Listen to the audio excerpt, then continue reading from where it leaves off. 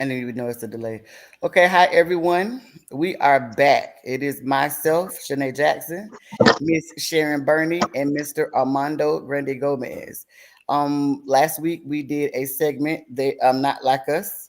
Tonight we are actually going to dig deeper and talk about why they are not like us.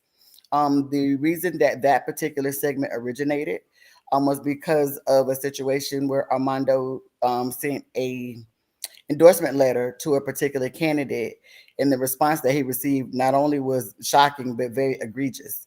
And then, as things happen, they've attempted to gaslight him since that particular time. It speaks to a larger issue that we actually talk about often. And so it let us know that there's a great need. Looking back over my Facebook memories, this is something very similar to what myself and Ty Loud and Nate Courtney and my son Ken used to do a few years ago. We know that people actually found great value in it because they realized just how things actually work. And so to bring people who are knowledgeable about what's going on because they've been in it doing this work, it's their life's work to be able to break things down in a way that people can actually understand.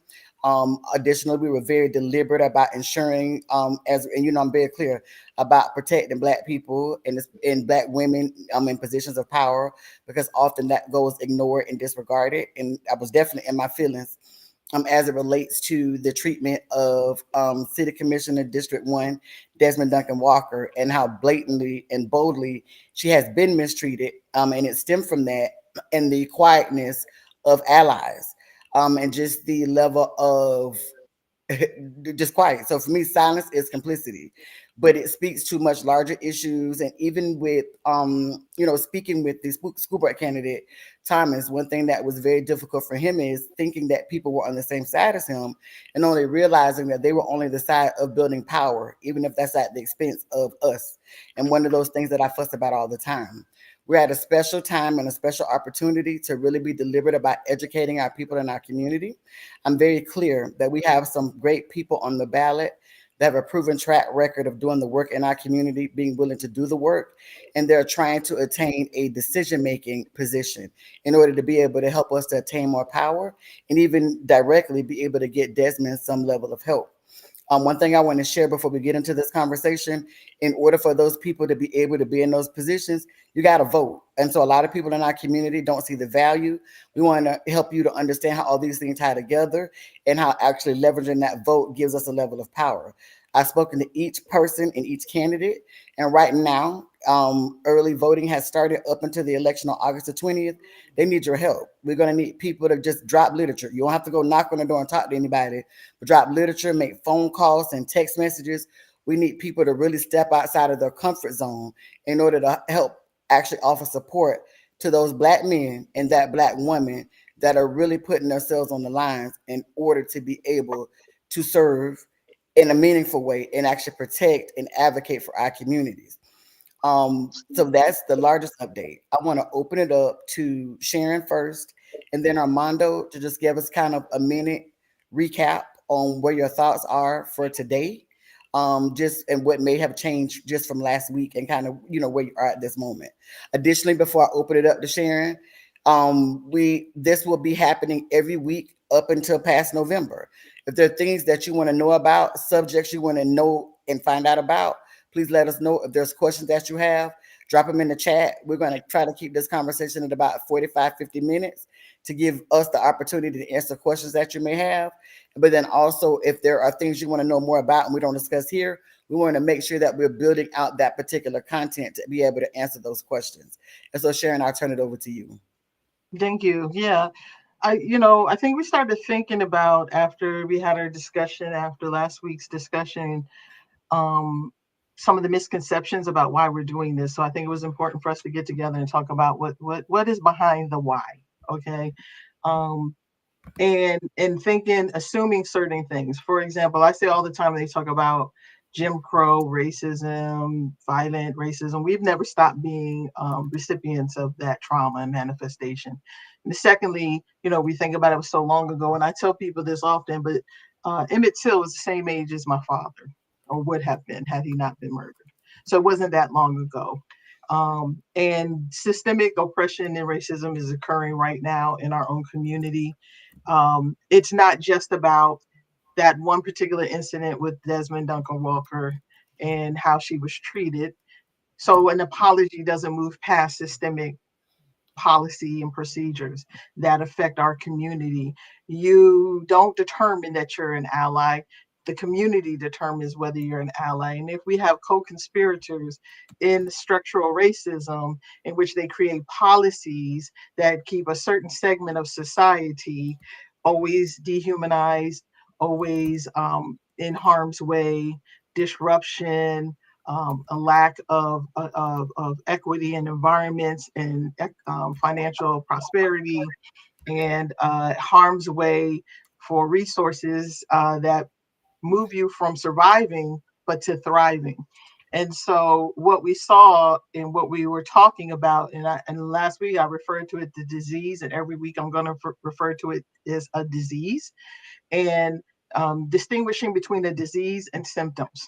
And we need to recognize the disease that's happening around us and that we are being subjected to, and then recognizing symptoms and then being able to move past that. So it's easy to say, oh, well, that's just between Armando and this person. No, that letter was written to talk about a culture that has been created in Gainesville, in which they take for granted this community. People write these ridiculously large grants to the university or the county or the city, and 99% of it doesn't trickle down to the actual people and the citizens that they wrote this grant about, or the communities that they wrote this grant about.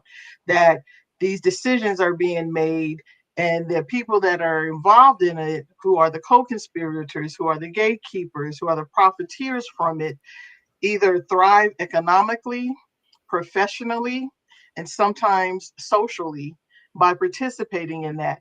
And if your leaders are doing that, then they are thriving for power. It's not even just about the money sometimes, as we see with politics. Sometimes people want to be in politics because they get off on that power that's connected to it. So we're going to start breaking down what that looks like sometimes too. And then when we turn around to people and we say, hey, we knock the people that are out here trying to be the next Rosa Parks, because that's not an insult.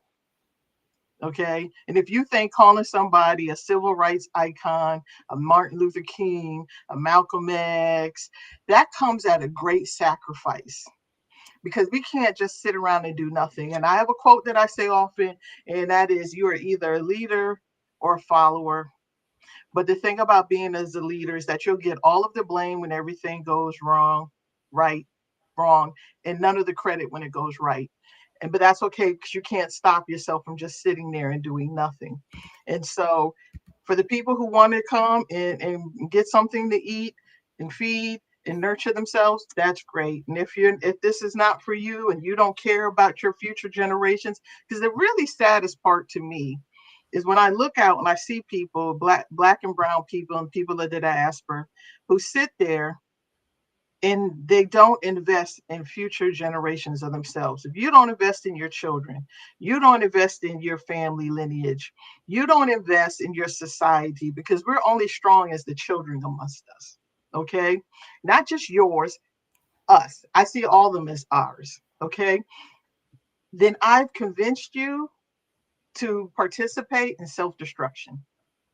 I convince you not to invest in your future generations of yourself, then I've done all the work I need to do. So if you say, I don't care about any of that, I don't care what's happening next door, I don't care what's happening to you, I only care about yourself, then we've already lost.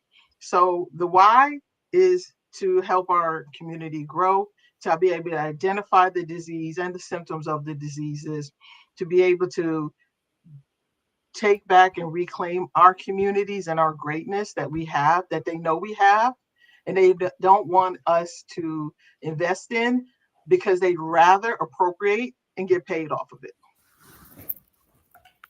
Thank you so much, Sharon. Armando. Thank you so much. And Sharon, thank you for breaking that down. It was beautifully, beautifully done. And the disease, my why is the disease. And I want to enhance that and expand on that some more. This issue is not just about Desmond Duncan Walker. Again, I want to repeat and reiterate, this issue is not just about Desmond Duncan Walker. More importantly, it's not even about me. And I'll prove to you why it's not about me. I have never responded to Katie. Not one word. Nothing. And I find it interesting for some of you out there that I've received phone calls from, some elected officials, some are school board members, that said, I'm the center of this. How interesting for you that you want to try to change the narrative and say it, but you don't want to hold your friends accountable. And see, this is what it's about. I do not want to talk about the disease. I look at things as systems, institutions, actions, and behaviors. And when we have people that are Black appearing people propping up white supremacy, and then we have some of these so-called systems and groups that have accountability in their name but aren't holding anybody accountable. And I find it interesting when I see Black elected officials that see the bullying of other Black people and you are deathly silent. I have not seen one of you in Alachua County say a word. And it says a lot about you. And it's sad. And I pity you. So here's what this is also about. So when to Sharon's point, the letter that was written talked about Black people. And just because you might procreate Black children with another Black person, but yet the words that come out of your mouth about the Black community are interesting, whether your name be Katie Burnett or whether your name be Joy Rose or whoever else out there, or insert name here. It doesn't matter about the name. It matters how you move. I believe what people do and not what they say. So when we have Black elected officials that are getting on Facebook and saying what Donald Trump or what Republicans or MAGA Republicans are doing, but you're definitely silent about MAGA Democrats, what they're doing to Black communities, it says everything about you. Because you're either asleep or you're willfully ignorant, or you lack courage. Either way, like I said, this issue is not going away. See, we're all tired. And we're past tired. And we're about to do something. And so why I'm here is there is consequences to behaviors. There's consequences to actions. And facts do not care about feelings. And so all Katie did was tell the playbook. And she finally revealed herself. So what I'm going to ask people like Tina Certain and Sarah Rockwell is I want you to hold your friend accountable. I want you to say, not, oh, it's Armando. Don't tell me, because we've also, as leaders in this community, have told you about people like Katie and Joy Rose, and you all are definitely silent. Definitely silent. And it's insulting and it's hurtful. But I think that we also need to have accountability here. So here's what else it's about. When we have institutions in our communities that are going away, places to congregate, places of economic development that are being done by Black people. Let me give you an example. The city manager, who some of you say we hold up and should cherish, she closed a park in the Black community. She would have never closed West Side Park and gotten away with it. It wouldn't have happened for 1 hour. Here's how we know that. Lee Feldman put mulch in a skateboard park, and they raised Cain about it. But this Black city manager, who doesn't get criticized because she's a dark-skinned Black woman, Black appearing woman, closed a park, and none of you said anything. And yet you want to cherish and hold up this person who is loyal to the very leader of the white racist liberals, who's this mayor who is trying to get people to run against Chuck Chestnut, who also is beholden to them.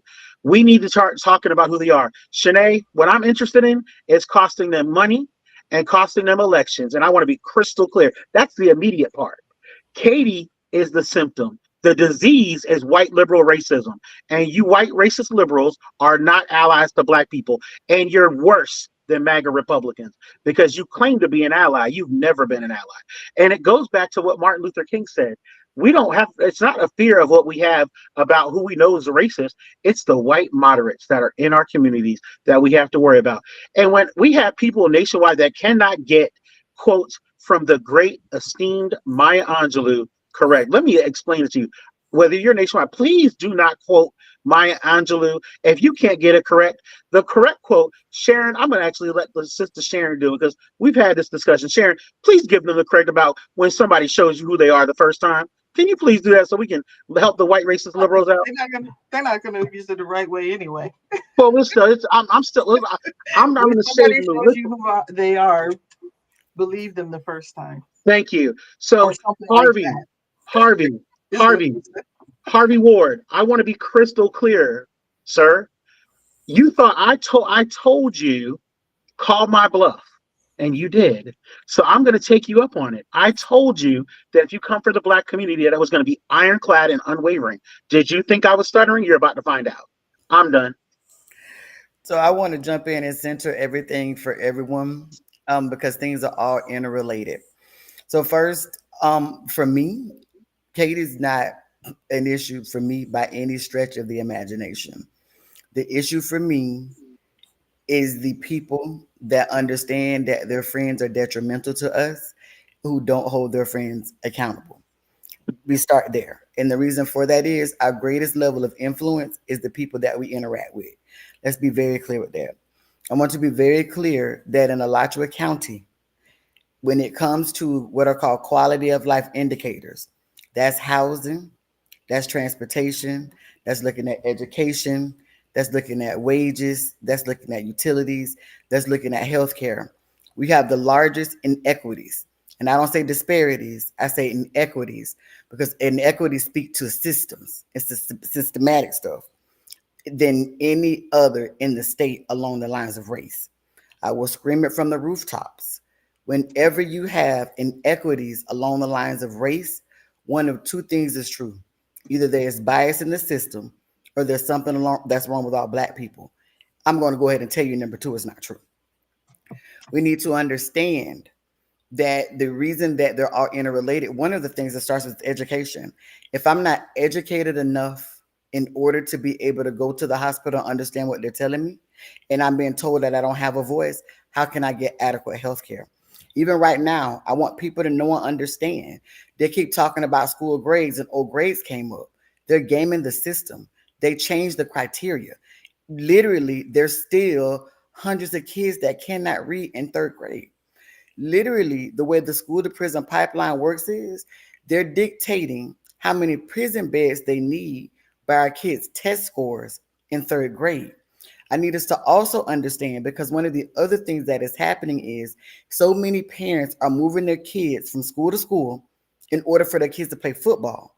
Football coaches are worried about their kids winning them games, but they're not worried about the academics. So now you're having kids that are so focused on playing football, they're not able to pass the test in order to be able to graduate from high school. So that means it serves no purpose. Or they might, if they have an IEP, get a waiver, and they might even find a school that will take them without them passing that test. But if something doesn't work out at their school, they're not successful with academics because nobody's fostered that part. They're setting our kids up for failure. They come back home, they've got a chip on their shoulder, and they get in trouble. We are skipping over the root causes. We are skipping over how this is an entire system. And us as people need to hold people accountable for that. Often people get in their feelings, even with me, because I'm very direct. I got energy on all sides. We hold people in power accountable. We hold our people capable, and we have to do both. It is not okay that Harvey Ward is the mayor and can sit there and treat Desmond in the manner in which he does, and no one says anything. So as we are talking about Harvey and his friends and white racist liberals and people who don't know that they're racist, at what juncture do we as a people say enough is enough? Stop waiting on Sinead or Armando or Sharon or anyone. What do I need to do to come to this table? Because I don't want to leave this world to my children in a space where they feel Yeah. it's okay to talk to my daughter or my son that particular way. Or it's okay for them to incite my daughter or my son. And when my daughter or my son responds, now my daughter or my son is the problem. And those are the things, it's always deemed to be okay to mistreat us. And then everybody wants to talk about our response. And so we need to be having those particular conversations. All of these are by design. One of the things that we're not being aware of, they literally sent out an email about a week ago bragging about how they're closing the hookah lounges and things at an earlier time in order to address gun violence. Shootings are not happening at hookah lounges. They're happening in neighborhoods. And what is happening is people who are not directly impacted by gun violence are saying, yay, the city is doing something about gun violence. This is a wonderful thing. And that couldn't be further from the truth. And the city and the police department are aware of this, but people who are not directly impacted are not aware of this. And so it seems like it's an issue that is so far removed from you when that's not the case. And it's an excuse to give people, to take away places for people to go, basically locking them up like cages. And in response, what do people do when they're locked up in like cages? Or if you're like a rat in a corner, you come out swinging and fighting. So by design, they're helping to create and increase our community violence. And we're not realizing that particular part. And we must understand that particular part. By design, we are frustrated when it comes to our children. But at what juncture do? We can walk and chew bubblegum at the same time. We can understand that some parents just don't get it. But who and what systems are we developing to be able to engage those parents who don't get it? People can only pull from what they know. Yep. I wanted to unpack. Can I add to that before we get on to the next part of that, please? I want to piggyback back off that too. Okay. So, understanding that institutionalized systemic structural racism is abstract for people unless you or your family are burdened, exhausted, demoralized, harmed by it. Okay. And so these policies that are created, these practices, these norms that are in these systems and organizations, they uphold and reinforce oppression. And this produces the hostile and inequitable environments that we see in our schools and our workplaces and in the city, right? And they hinder us from being creative, and they hinder exclusive excellence. And really, what they really do is they extinguish our ability to live. And so our leaders need to understand that even though this may be an abstract concept to some of them, that this is a threat, and they not only will they this is a threat to actually promoting equity in environments, and that they are charged to steward these communities, and they're supposed to also rectify the impacts of these harms. And that's what anti-racist leadership looks like. But if that leader and those individuals can't do this work, then they need to be removed from leadership and replaced by somebody who can and chooses to do such. And so this is part of what we're looking at. And then we also want to look at who's supporting the reinstatement of these leaders and why. What's the payoff for them? And if they are reinstated, how is that going to reinforce the continuation of this harm that's done to our community? What I really want to piggyback off is a couple of things that Shanae did. And first, I want to start in education. I find it interesting that we are so quick to, because it's somebody we may like in the system and in our community, or they're friends with us. They might be a sorority sister or a fraternity brother. We like them, or we like the idea of what we think of them. Not everybody can start a school. I want to be crystal clear. And here's where you've got to start asking real questions. You work in the very system we're talking about. And the very system that we're talking about, gun violence, the Black on Black Crime Task Force, which is played out, has a zero record of addressing gun violence. There's been no successes. Same leaders, same people, whether it be Miss Rosa or Dion Lloyd or whatever his name is, and Tony Jones and Tony Jones's partnerships. They don't have a record, and I'm sorry. And it's laughable when I'm hearing a city manager say we're going to have an alliance and Christopher Stokes is getting up there.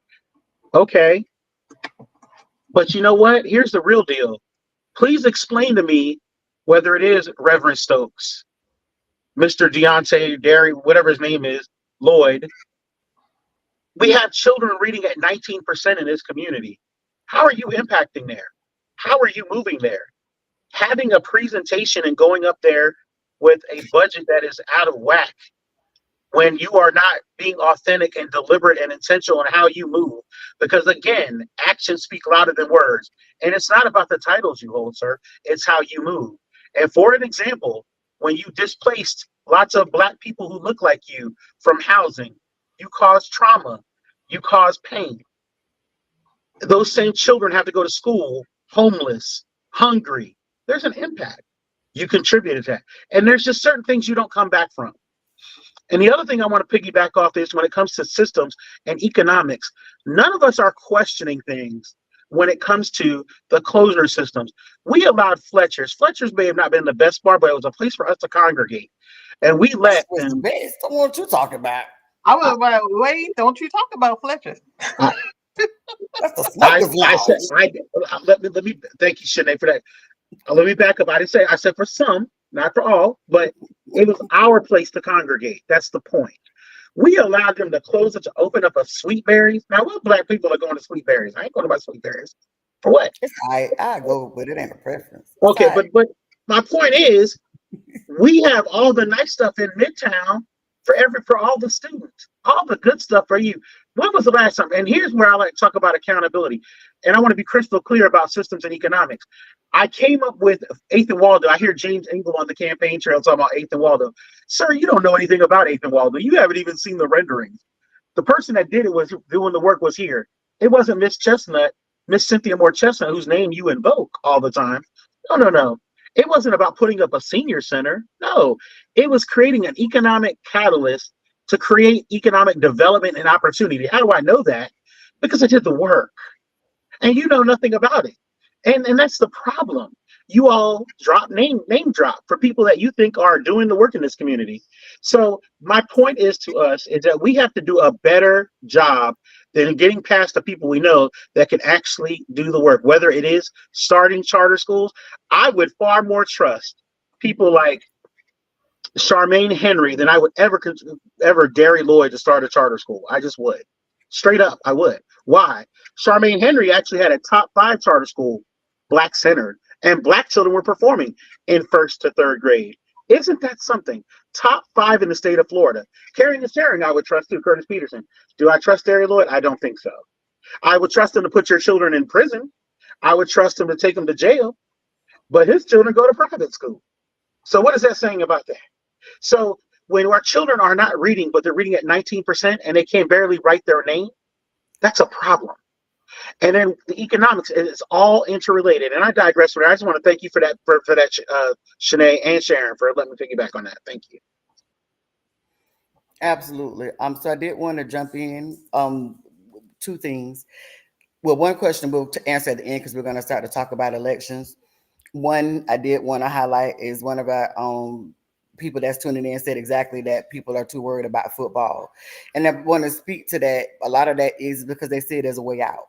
And nobody's talking to them about the data and showing how you actually have a better chance of getting a college education. Nobody's stating to you that if you do this, you have a better chance of making a living. It's the same way when our kids want to be rappers and different things, they see a way out. And so if we're introducing them to other things and giving them what other way outs, that won't be the go-to. Additionally, one of the other parents wants to say the best teacher starts at home. We're busy trying to raise up and provide our families in these trying times. When you have children, it's tough to show up at protests and meetings. We work, cook dinner, extend extracurricular activities, help with homework. I want to push back on that. And the reason I want to push back on that, I was telling a friend this as I was helping them advocate through a particular scenario. We state that because it sounds good that it starts at home, but even back, we go all the way back to slavery. How did we maintain together during slavery? Because all of the families came together. So when there were people that were working in the field, there were other slaves that were looking after the children. The reason it's hard to maintain is because we're trying to do it in silos. Think about it. If our kids go to school at 7 a.m., 8 a.m., 9 a.m., by the time they get out of school, by the time they do extracurriculars, anywhere from football practice to baseball practice, and they do homework, how is it that it starts at home? Because you barely have time to be at home with your family. And then on weekends, because you've been gone all week, you've done all the homework, it's just time to clean up. So understanding, no, there absolutely is a role that school has to play. And it's not just teaching kids to take tests. One of the reasons that kids do so great in charter schools is because they do things that teach them finance. They do things like teach them about healthy relationships. They do things that are day-to-day activities in order to help them engage them so they can connect the things that they're learning in a book with what they're actually learning in life. Also, charter schools are very deliberate about engaging parents.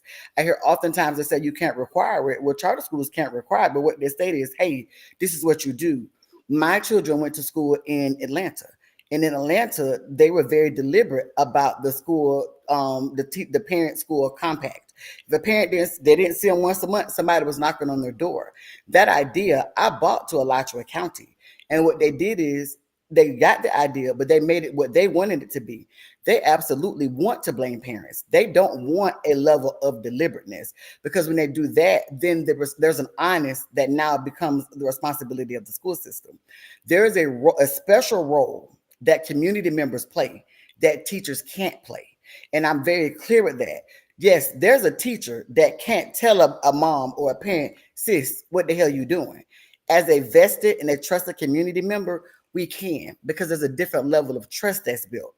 And so what happens is when you get into this notion where you're closing community members out of the schools, you're doing things behind the scenes and nobody can see it because you're so busy trying to protect the system instead of protecting the students. That's how we get into this. That's why everybody's so tired and everybody's so exhausted. I'm very clear. When it came to my daughter doing her college applications and financial aid, Shanae didn't do that, because Shanae is doing other things in the community for other people. So the education equalizers did that part for Shanae to free Shanae up to do something for someone else. When we get, I use Malcolm and Ashley Askew a lot. We barter and trade things a lot. By us doing that, they free Shanae up to do other things. Then Shanae can help free them up to do other things. If we get back into being very radically inclusive and communal, then we have the ability to have more time to show up to protest and things. Additionally, yes, they drag meetings out so that we do get tired. We should take shifts. Nobody should go to every city commission meeting. And it may not be that everybody sits and stay at a meeting for 8 hours. It may be we take shifts. You know what? I got an hour after work.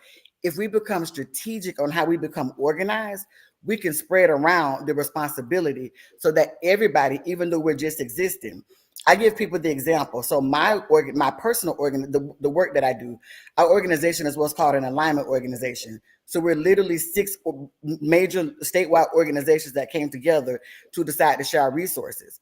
I need people to understand that many of the people that work at some of our organizations, they make between $60,000 and $90,000 a year. But a lot of those people, before they got a job, they were homeless and they were living in hotels and living on the street, and they started advocating for housing while being homeless. And it was through them learning the advocacy and looking past their particular situation that they were able to be given this opportunity. Now they gained the skill set and became employed at some of our sister organizations. So sometimes not realizing you, and even me, like I tell people, I was corporate as corporate came. I had to look past that in order to protect and advocate for my son, which has propelled me into a different aspect and space in our lives. And many times we have to look past what's in front of us, and that's difficult. And people like the Harvey Wards of the world, they count on that. So they weigh us down so that we don't push and we don't advocate. And they're sure that we get tired. Sometimes they kick the can down the road on purpose, even when we come together, like they did with the canine unit. We were on their necks. No matter what they did, we were on their heads. So the best thing for them was to shut it down. It wasn't until I got promoted and was off doing other things, Danielle moved out of town. And then even with our other partners, like from Florida Prisoner Solidarity and things like that, they went off and did other things that they reinstated the canine unit. If we reapplied that same pressure, the same thing would happen. And so that's what we understand. Not only should we be consistent, but we have to be persistent. Yeah, I agree with that. I think also we need to also be very intentional. We need to understand, and I think we need to piggyback off this communal approach to everything. And so how we look at, so I've grown. I've been doing this work for a long time, off and on, and it is exhausting. So I understand that it's supposed to fatigue you. That's the purpose. I think that I don't call them partnerships. I think one, we have to create and stick and build with people who we know are intentional about our community, um, and who are not using our community to participate in performative equity or using our community to participate in profiteering of our community, which is most of them are. And then I want to say, I don't call them partnerships, I call them relationships, because relationships require constant work and communication. Relationships require equity.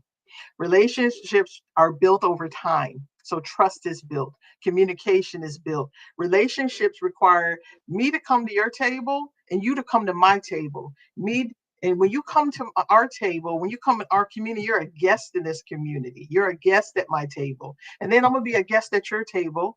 And I'm going to treat you like a guest. But when we are always going to their table to have a conversation with people who don't have the lived or shared experiences that we do historically over time, over 400 years, and then we say this isn't going to work for us, and they get disrespectful about it, then there's a problem. Then I know that that's not an advocate for me. Okay, when we come and we say check your privilege, or you're being racist, or this is oppressive, or this won't work because we've tried this, we've been watching this for 400 years and we know it won't work, then there's a problem. Then that's not an advocate for yours. When you look for the past 10 or 20 or 30 years and your community is getting smaller and smaller and smaller, then that's not an advocate for you. When you look at your community and we build a brand new, supposedly standalone emergency room that we had to pay $5 million, while the one on Tower Road and the one off 39th, they didn't have to pay anything for that, that there's no tax dollars coming back to the community for $1 billion industry called the University of Florida that to get all this money off of us. Because when you go to emergency, you're going to get a bill, and your insurance is going to get a bill, and you're going to get a copay, and then you're going to get the deductible. You're going to get all of that. So we're paying for that, and they're paying for that, and they're getting paid. So when you take $1 billion corporation who say, yeah, we'll come to your black side of town, we'll put this building up for you, but you're going to pay $5 million for it. And we want the land free, tax free. So we're not going to pay any land. So now we've lost all that money that we could have been getting taxes on for the community to go towards our schools, to go towards bringing more industry. So we don't have as many, we can have a selection of grocery stores that they have on the west side of town. We can have a selection of black farmers who can have a space to sell their products in. We can have a selection of areas and organizations to do things. And then we can start to build different tax bases within the community. We don't have to put all of the affordable housing on one side of town, but they're not going to let you put the affordable housing on theirs because they don't want their tax dollars, because they want U-Hauls to remain in a school. And they don't care about what happens to anybody else. See the IP program over at Eastside. So these are the things that we're talking about. We're talking about intentionality. So it might seem like we're complaining and fussing, but all these small things add up. And these relationships are relationships that we build together. So what do? We could say, we could start small. We could say, there's a beautiful program I read about a long time ago that's called Breakfast and Books, where some barbershops got together or community centers opened up at the beginning, and they had community people provide breakfast and reading to the kids before they went to school. It was a place to drop them off and maybe on their way home from school. So that way our kids are starting off without being told they're bad. All you're getting told is I'm bad. You don't listen. You're not getting food that's going to sustain you. You're getting this chemical laden food that's got your attention span all jacked up, and you can't sit still. And then when they get to school, they call them bad because they're hopped up on hot Cheetos and soda for breakfast. Okay, because we're not giving them a nice alternative that's healthy. We're not starting the class. Why don't we go in there and say, hey, can we start this class with some mindfulness? Because we know social media was created to keep their attention spans short, to keep them distracted, to keep them upset. We know, we look at the news, we know we can't look at that without being traumatized. So what do you think our children are going through? They got trauma. So let's start the class with some yoga and some mindful meditation before we start the class, so they can decompress from this lived experience that was created by these leaders who only want to profit off of their community. So our kids aren't starting at the same starting block. So how do we get our kids to start at the same starting block? And let's start talking about our community in a loving way. And I want to jump in, Armando, before you do, and just state, so Dream Defenders, who is actually here in Gainesville, and they're no longer not the Dream Defenders the way it was in the UF. They're not of the community. The organizer, Malu, is here in Jacksonville. He actually has started Books and Brunch and has been unsuccessful with recruiting Black fathers. Like, that disconnect. I've actually recommended some of the other Black men that I've seen do advocacy in the community, and they won't reach back out to them. They won't follow up. We have to get out of that competition mindset. The deal is we're stronger and we're better together. And our kids are actually suffering. Think about how powerful it is. Something that seems minor, but actually could be so major, congregating together and just reading to kids, and it makes all the difference in the world, and it gives a continuity and a level of consistency. And I want the men in our community to know that part. Some of the lift that we're asking, where it seems like it's very daunting, it doesn't have to be. And so understanding that whatever your comfort level is, whatever the skill is that you have, it doesn't have to be something that is formalized. You have people that are willing to support you and whatever it is to give back. You have people that are going to also too be around to make sure we keep things safe because we protect our children. So let me be very clear with that as well. But we got to start somewhere. We understand.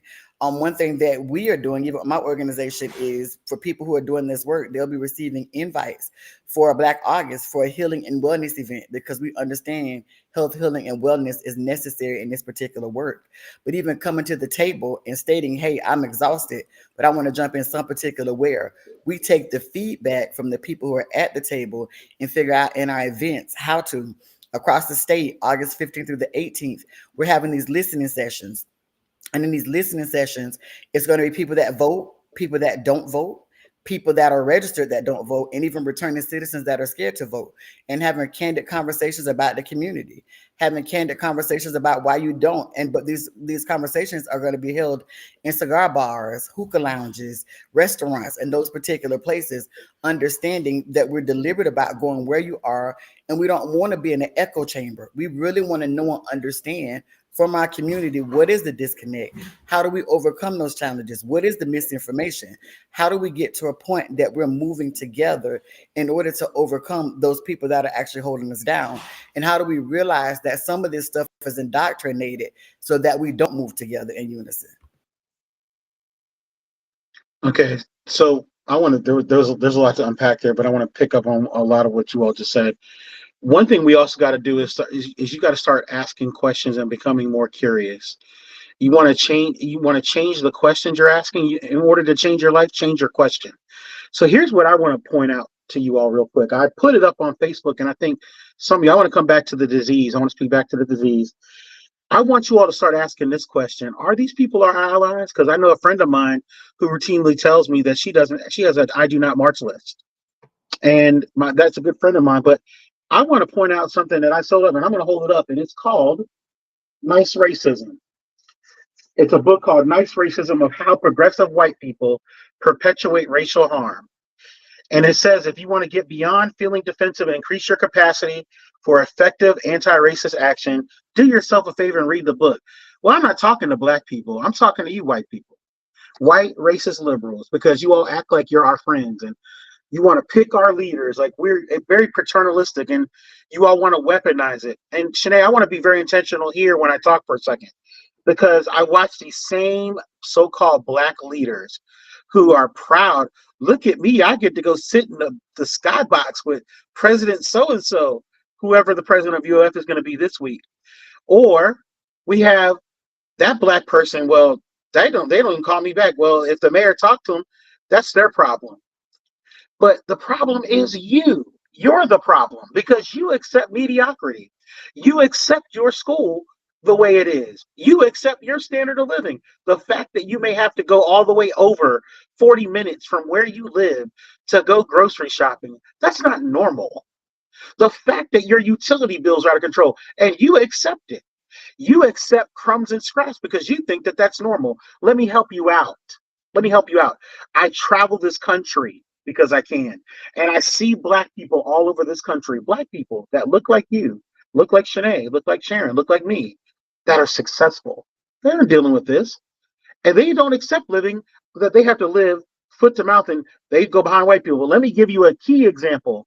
I was in a place, and the location will remain anonymous.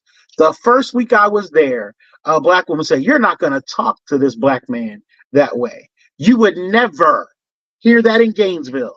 Never." And how do I know that? Because I watched it. And so What am I getting at? You all will believe that the white man or white woman's ice is colder than the black man. Shanae could tell you that 2 plus 2 is 4. Sharon would tell you that 4 plus 4 is 8. And y'all would say, I got to go talk to Master Susie or Mr. Johnny because I think that they're lying to me. The point I'm saying to you is, when are you going to be sad and tired of being in the way we're living? These systems are set up for you to fail. The fact that a case study shows you that they are weaponizing the police, that it takes an hour and a half for you to get service from the police department. Here's what we could do for the police department. We could dissolve GPD. You know why? Because it's a tale of two towns. They don't service us well. They service the white folk well. And we get better service from ASO. How do we know that? Because I know the studies of it. The numbers don't lie. The data does not lie. The fact that I know them and you may not know them is a different thing. But because you don't know it, that doesn't make it not wrong.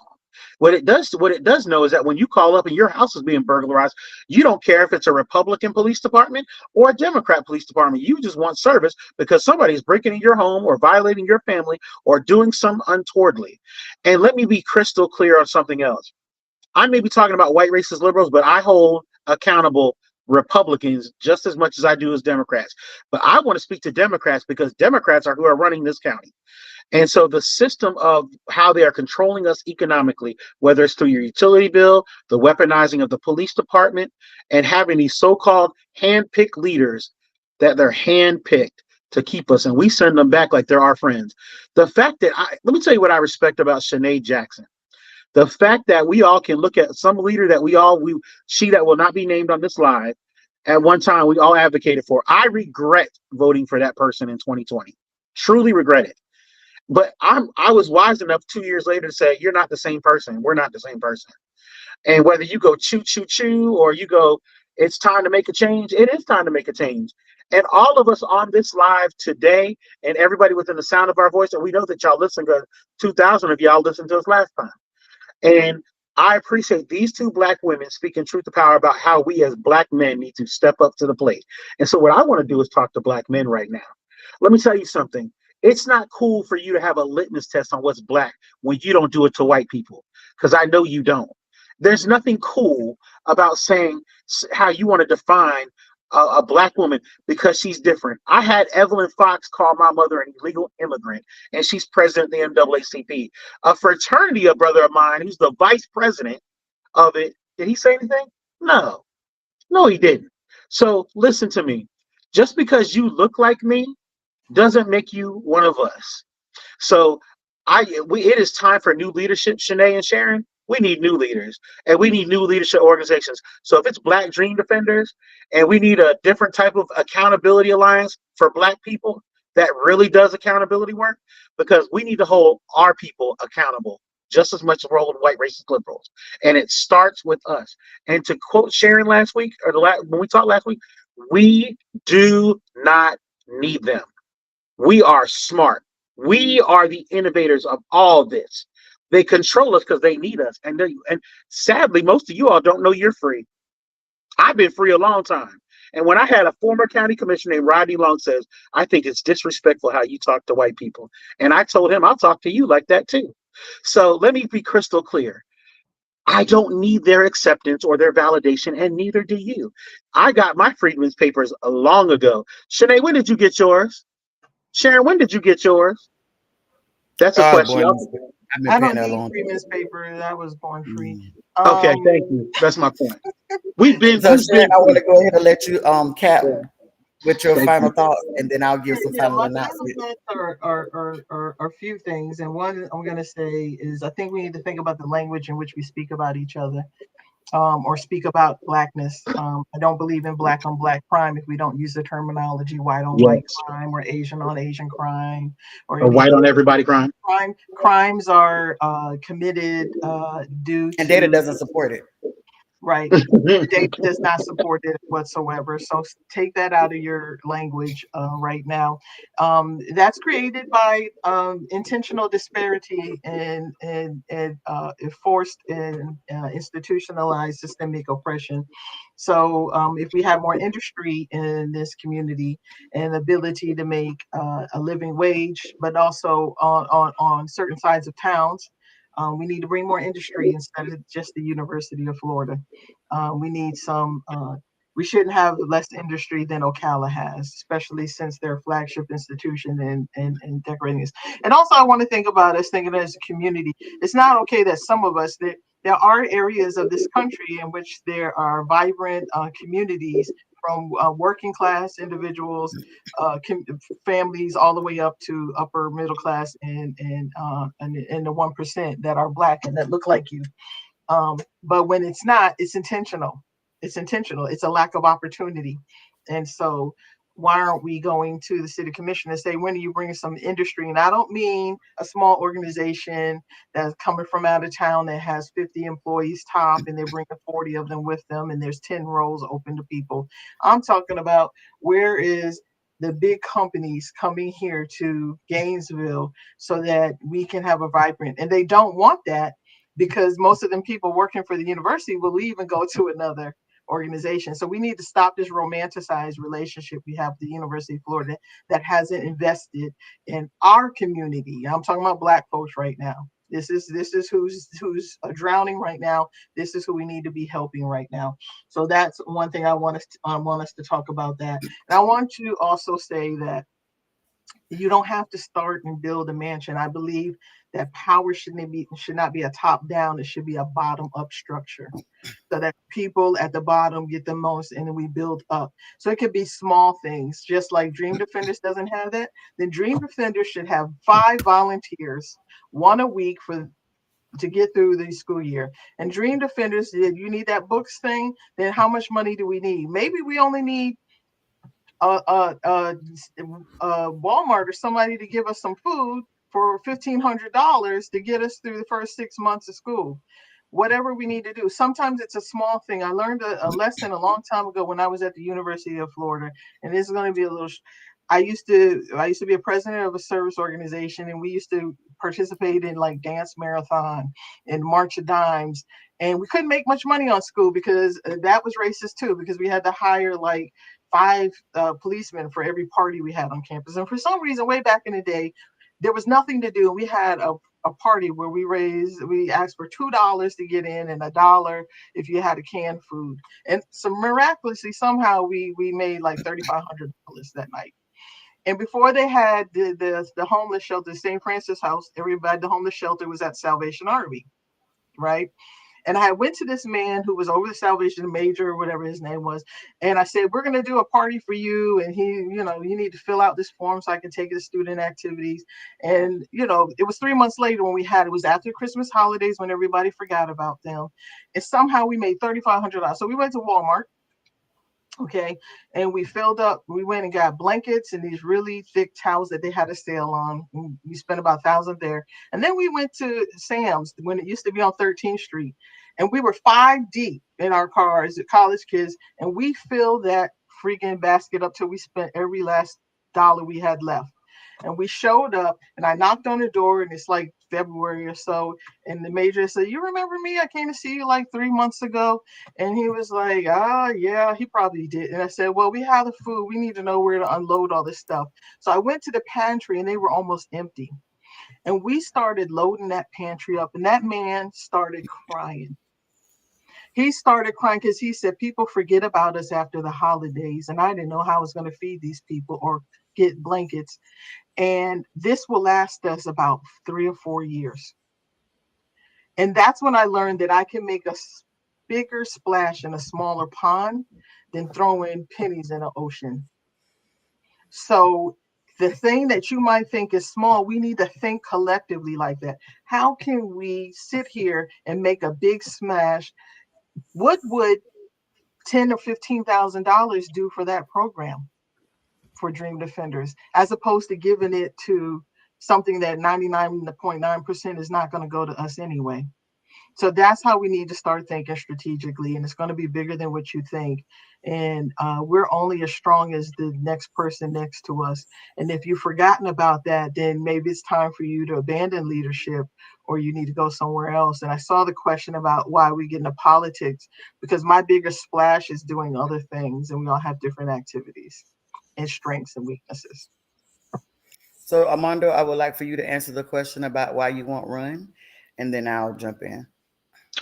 Well, I've actually already run for office a couple of times, and it's interesting when I had six city commissioners and white racist liberals do how they did, and I remember how they made me feel. And I also just really feel like folks here don't want to be free. And I mean, what are we running for?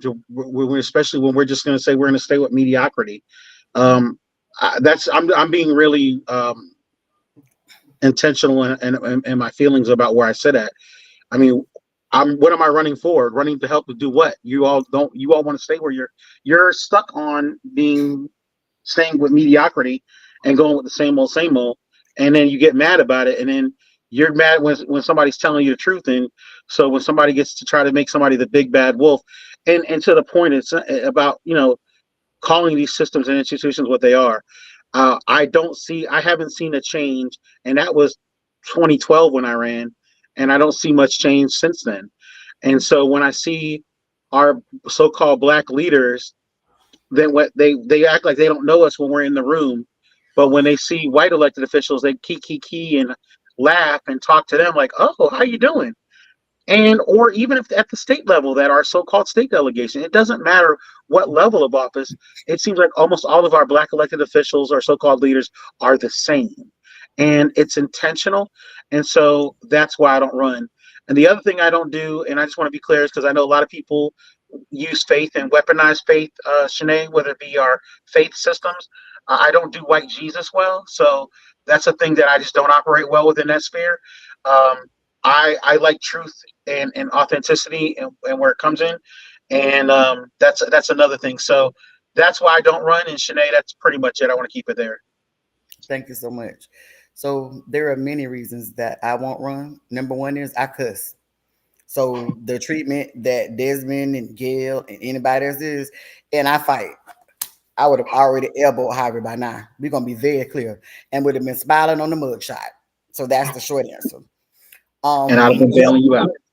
yeah, I'm very clear about that. I'm very, very clear that I have taken on the angry black woman persona on purpose, and I lean into it very well. I'm so good at it that I love when I get calls that people are asking about my mental state. Ain't nothing crazy about me. I'm crazy enough not to give a fuck, and very much so. And that's very needed in places where people utilize respectability and you coloring within the lines in order to control you. And I'm not willing to allow that to happen. I want to be and think about even right now, we have people that are running. Sharon made the perfect point. We build our power bottom up.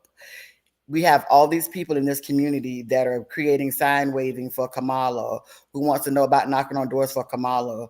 Where's that energy for Desmond? Where's that energy for Fareed? Where's that energy for Dejan? Where's that energy for Latrell? How is it that you're supporting these candidates, but you've not thought that, hey, we need to support them, knowing what it takes to get them elected?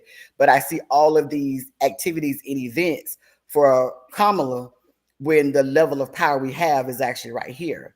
Then when you go even more and you zoom out even further, I would use my boss as a prime example. And I believe more organizers should be elected officials because they're so close to the ground, because they're so grounded that the decisions that they make really are to the constituents, where so many others don't.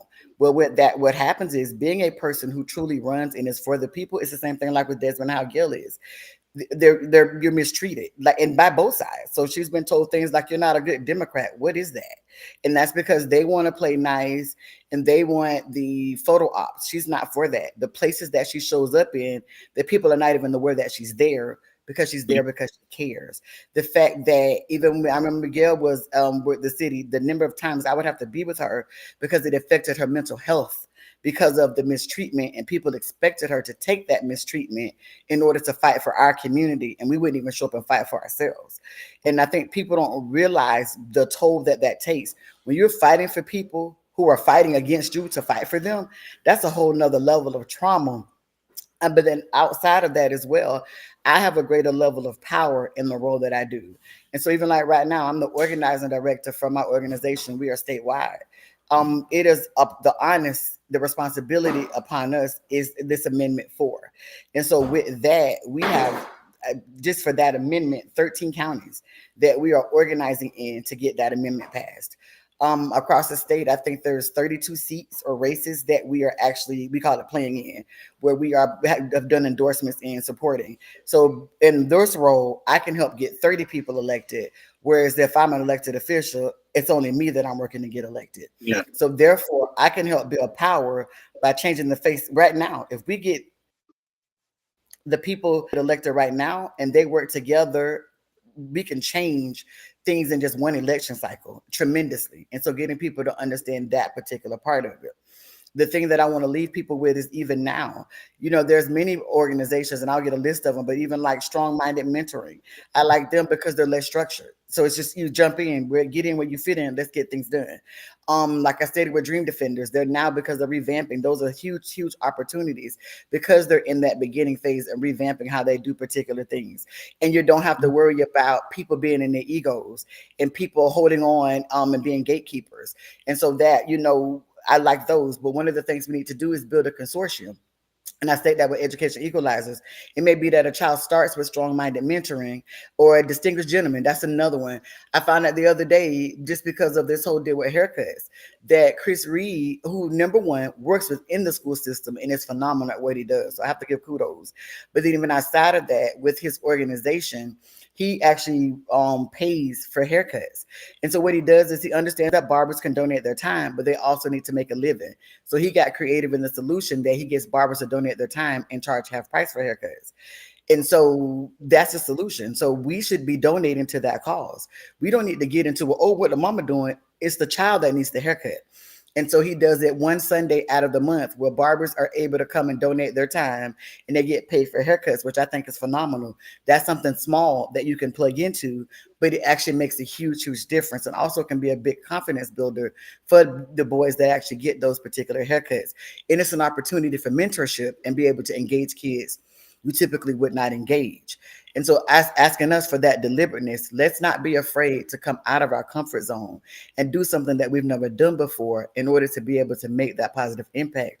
Also, coming together gives us the opportunity to learn from one another. The way my organization does things is when we learn from you, we build our advocacy around that. We build the plans around that. How can we advocate for what you want if we don't know what you want?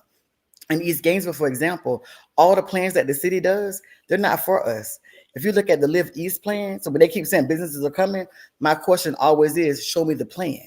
Even when they sold off Seminary Lane, I talked to Chief Jones, I talked to Derry Lloyd, and they kept stating $8 million is a great amount of money to do something for the Black community. Cool, show me the plan.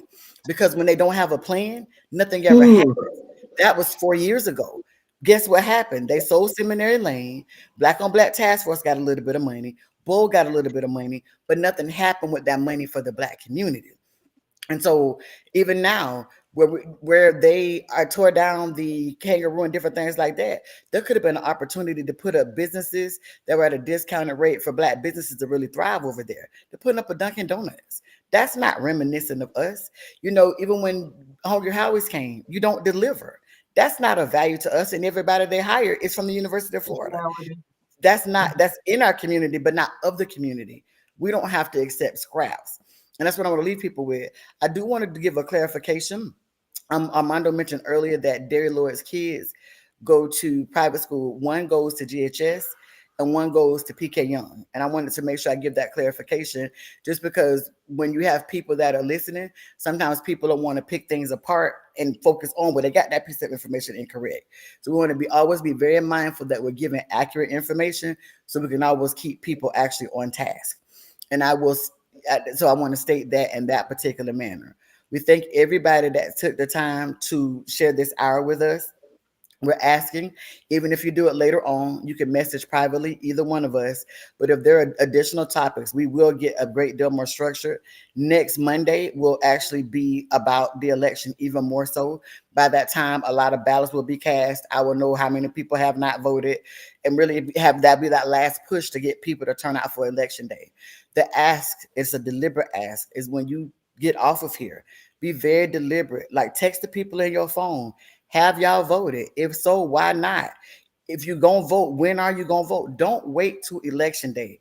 I was an election clerk, and I tell you the number of people that waited till election day and something was wrong that could have been fixed if they would have voted early, and it was mad. And so you say it over and over, but I'm gonna wait on election day. Don't do it. Your vote is so important. You can't afford to do that. Also is I drop that link and I'll drop it absolutely again. These candidates need your help. They don't just need your support and just your vote. We need people willing. You can drive car to house. We're not asking you to knock on doors even this time. Just take their literature, drop it on the door, keep going. Be willing to make phone calls. Be willing to send text messages. Be willing to post on your page and tell your friends and family. How can we change our community? Get these people that are our champions elected if we're not willing to do the work? How do we want other people to value them if we don't?